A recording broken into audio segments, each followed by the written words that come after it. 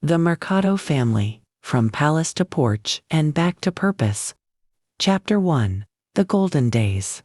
In the heart of Metro Manila, the Mercado family lived in a sprawling mansion overlooking Manila Bay. Don Roberto Mercado was a self-made tycoon who had built his real estate empire from a small construction business he started with his father. His wife, Donna Alina, was known for her elegant charity galas and generous donations to local schools. Their 3 children, Miguel, 18, Sofia, 15, and little Lucas, 7, grew up with every comfort imaginable: private tutors, international trips, and closets filled with designer clothes. Though they attended Mass every Sunday, faith was more of a tradition than a foundation for them. Don Roberto often said, "Hard work and smart investments are what build a legacy. God helps those who help themselves." They had a beautiful chapel in their home, but it was mostly used for special occasions rather than daily prayer. Everything changed in 2023 when a series of bad investments, a sudden economic downturn, and a devastating fire that destroyed their main construction site pushed the family to the brink of bankruptcy. Within months, they lost their mansion, their cars, and almost all their savings. The banks foreclosed on their properties, and they were forced to move into a small rented room above a carinderia in town. Chapter 2. The Humbling Journey. The transition was brutal. The children had to transfer from exclusive private schools to a public school, where they struggled to fit in. Donna Alina, who had never cooked a meal in her life, now had to learn to stretch a few pesos to feed her family. Don Roberto, once respected by business leaders, found himself doing odd jobs, carrying sacks at the market, fixing broken appliances for neighbors, just to put rice on the table. Pride kept them from reaching out to their old friends, and shame made them avoid church. But one rainy evening, when Lucas fell ill with a high fever and they had no money for medicine, Alina broke down in tears and prayed aloud for the first time in years. "Lord, we have nothing left. We trusted in our wealth, and it vanished like smoke. Please show us the way." The next morning, a neighbor, Aling Marta, a devout vendor at the wet market, knocked on their door with homemade soup and medicine. "I heard your little one is sick," she said gently. "I've been praying for you all.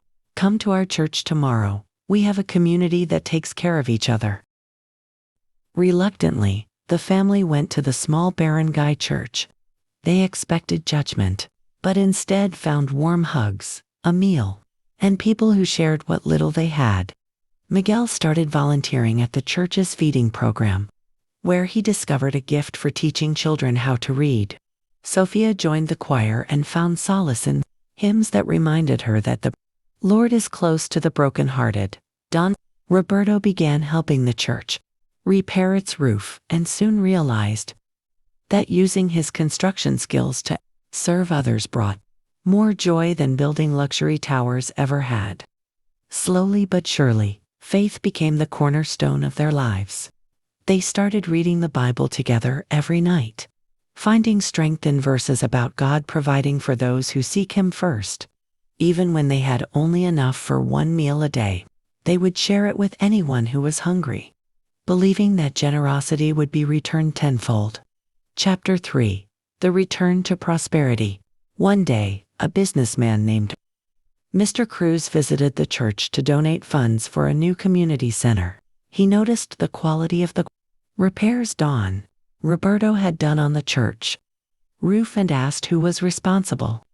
When he learned about Roberto's background, he offered him a partnership to build affordable housing for low-income families, with fair wages for workers and reasonable prices for buyers. "Your work shows integrity," Mr. Cruz said. "I can see you build not just with concrete and steel, but with care for people. That's the kind of partner I want."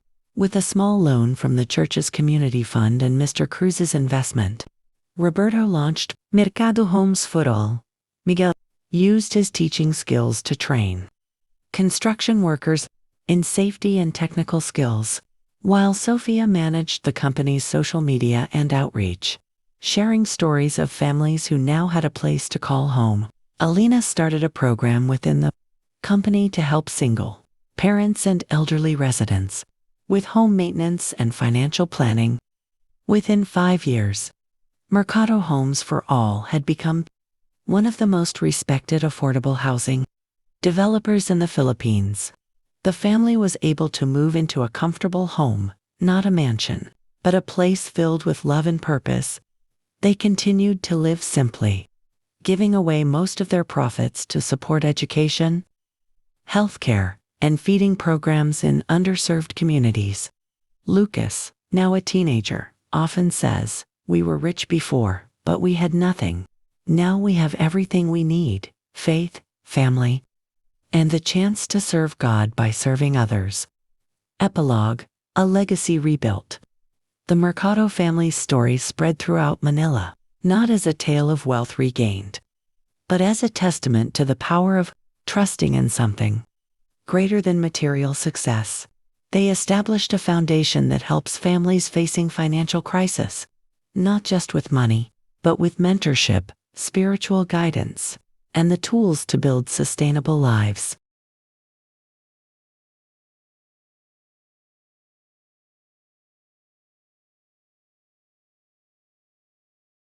Don Roberto often tells young entrepreneurs who visit his office, "I used to measure success by how much I owned. Now I measure it by how many lives we've touched. When we lost everything, we found God, and in finding Him, we found the true meaning of prosperity." The family still attends that small barangay church every Sunday, sitting in the same wooden pews where they first found hope in their darkest hour, and every night they gather to pray together, thanking God for both the trials that humbled them and the blessings that allowed them to serve. If you like this video, don't forget to like, comment, and subscribe. And don't forget to share this video.